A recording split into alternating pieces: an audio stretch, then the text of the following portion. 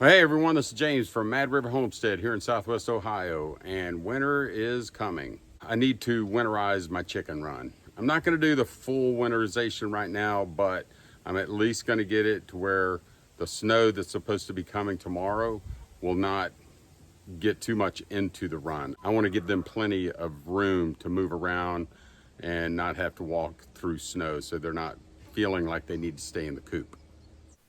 Now what you're seeing here is the northwest corner of the chicken run.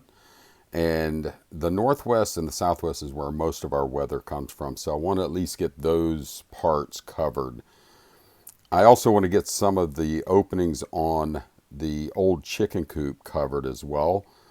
There's not as much room in that coop, so I want to cut down on the amount of wind that will cut through there. And this is the southwest corner of the chicken run.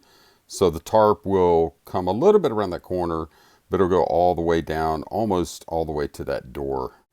Now I won't really have to do anything to the new chicken coop that I built this year. It's got great ventilation and all the airflow that comes through is going to be up pretty high. So I don't really have to worry about it, being drafty on the chickens. Chickens can take very low temperatures. I've read that they can take as low as -20. So I don't really do anything to try to heat up their coop. Just try to make sure that they don't have too much airflow that's down at the level that they are sitting at night. Now I'm going to be using 3-inch deck screws for this. And I'm going to start by putting a screw at the bottom corner of this northwest corner. And then I'll just put the grommet of the tarp on there. And I'm using a heavy duty tarp. So I'll just start right at that point. Then I'll stretch it up to the top. Now it got a little bit dicey here because on the back side of this coop, this is where we're working, it's not quite 6 feet from the bottom 2x4 up to the top. Well, it's 6 feet, but most of it is covered by the rain gutter. So I was able to make the end of it work. I was able to get that tight, but the rest of it I just kind of had to finagle. You could see I'm kind of trying to get the screw in there. I did get one in there at the top left, and that kind of worked pretty good. And then I went inside and I put a wire through the grommet at that point. Just gave it a little bit of a twist, and it should hold just fine. The wind that'll be coming from there is going to be pushing towards the chicken run anyway. Now on that first side, the north side of the run, I just put one tarp. That should be plenty. Most of the weather is going to come from this side, the south side anyway. So between the two tarps being 6x8, I did wrap about a foot around that corner right there. So that left me about 15 feet. And you'll see at the end, I had to double about 1.5 feet of that. So I've probably got about 13.5 to 14 feet of coverage on the front of the chicken run. So that's going to give them a good amount of space inside that they don't have to worry when it does snow. It was really starting to pick up the wind here, but don't worry about those animals. They were all built for this. So here's where I was talking about earlier.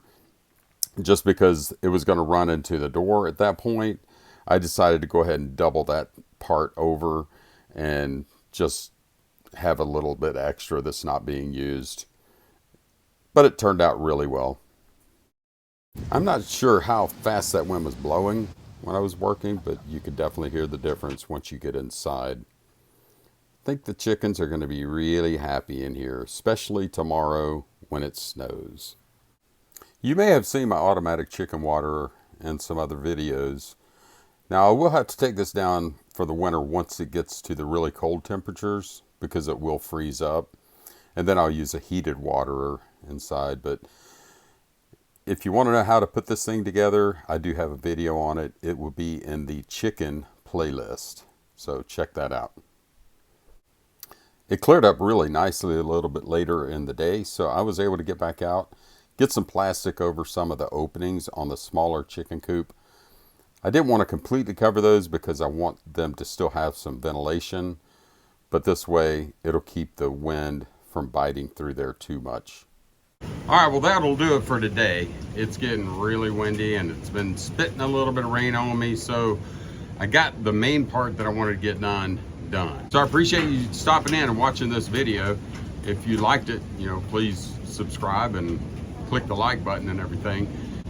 Also, if you haven't checked out the video of how I built this run, transformed from the old 8x14 non-covered run to this one, take a look at that. It is in the chicken playlist. Thanks again so much for watching the video. It means a whole lot to me.